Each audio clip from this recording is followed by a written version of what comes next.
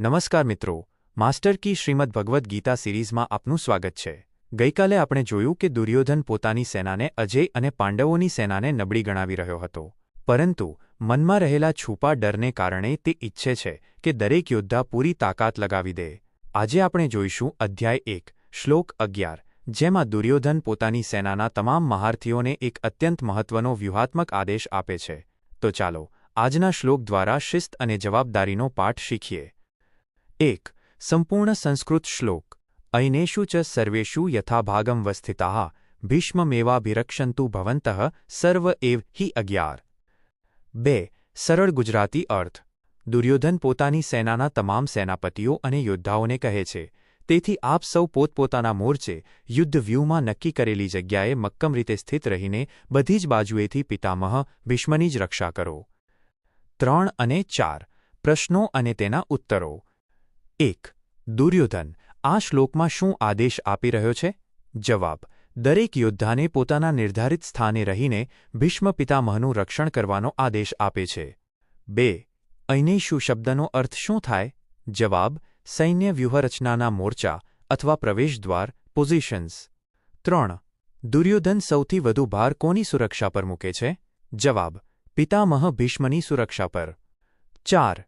શા માટે ભીષ્મની રક્ષા અનિવાર્ય હતી? જવાબ: કારણ કે કૌરવ સેનાનો સંપૂર્ણ વિજય અને શક્તિ ભીષ્મના નેતૃત્વ પર ટકેલી હતી। 5.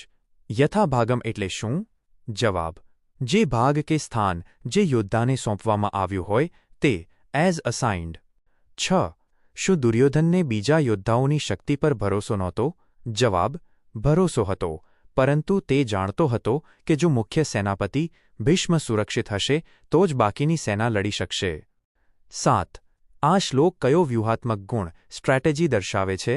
જવાબ: શિસ્તબદ્ધ સુરક્ષા અને મુખ્ય નેતૃત્વને કેન્દ્રમાં રાખવાની રણનીતિ। 8. દુર્યોધન અહીં કોને ચેતવી રહ્યો છે? જવાબ: સેનાના તમામ અગ્રેસર યોદ્ધાઓ અને મહારથીઓને। 9. ભીષ્મની રક્ષા પાછળ દુર્યોધનનો સ્વાર્થ શું હતો? જવાબ: ભીષ્મ અજેય હતા, જ્યાં સુધી તેઓ જીવિત રહે ત્યાં સુધી પાંડવોની હાર નિશ્ચિત હતી। 10. આ શ્લોક યુદ્ધની કઈ સ્થિતિ બતાવે છે?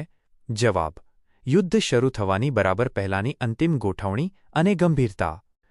5. જીવન ઉપયોગી એક મુખ્ય સંદેશ, મુખ્ય ઉદ્દેશ્ય અને ટીમવર્ક।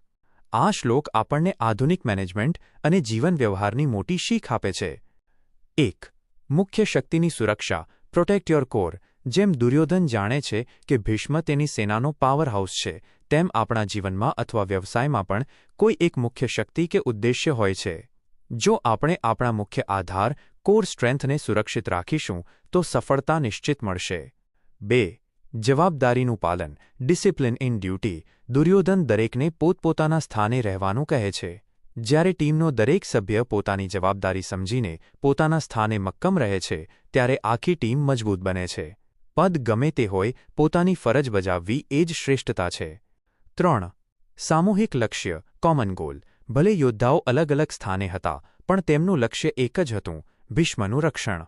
જીવનમાં પણ જ્યારે પરિવાર કે સંસ્થાના સભ્યો એક સમાન લક્ષ્ય માટે જોડાય છે ત્યારે મોટી મુશ્કેલીઓ સામે પણ જીતી શકાય છે। મિત્રો, દુર્યોધને તો પિતામહ ભીષ્મની રક્ષા માટે કિલ્લેબંધી કરી દીધી, પણ શું આ સાંભળીને પિતામહ ભીષ્મ ખુશ થયા હશે? તેમણે દુર્યોધનનો ઉત્સાહ વધારવા માટે શું કર્યું? એ જાણવા માટે આવતીકાલે જોઈશું શ્લોક 12, જેમાં કુરુક્ષેત્રનું મેદાન શંખનાદથી ગાજી ઉઠશે। આ સિરીઝ ગમતી હોય તો આ વિડિયોને તમારા મિત્રો સાથે શેર કરજો અને તમારી ચેનલ ડિજિટલ ઠાકોરને સબસ્ક્રાઇબ કરવાનું ન ભૂલતા। આવતીકાલે ફરી મળીશું। જય શ્રી કૃષ્ણ।